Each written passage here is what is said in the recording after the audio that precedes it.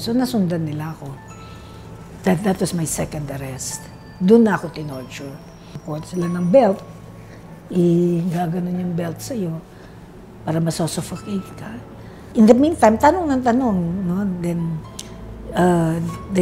there was sexual molestation, tapos they remove your clothes. And the Russian roulette nga ng kwan. And after the Russian roulette, pinahiga na ako yung possible water cure. So, kwan ka na nun, halos kwan ka na, exposed ka na, katawan mo. Pero hindi naman siya water cure. It's yung trapo na puro tubig.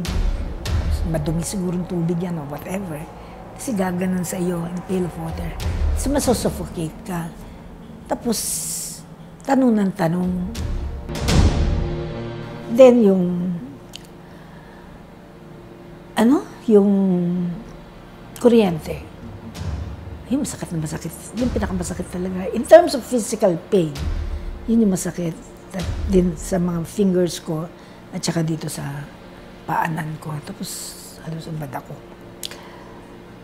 Yun na. Tapos, ini-increase yung voltage.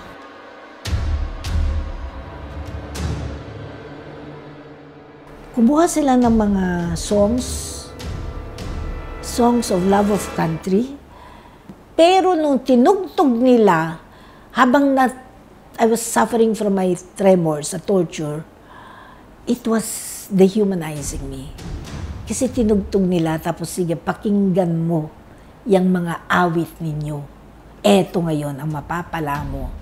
Ang human rights, karapatang pantao, ang mandato nito, hindi lang ang Commission on Human Rights. So buong gobyerno, lahat kayo, ang mandato nyo as public servants, tiyakin na yung karapatang pantao ng mga tao ay maipapatupad. At pag ginawa ninyo yan, walang dahilan kung bakit magpapatuloy ang sigalot, ang hidwaan, ang labanan, ang karahasan.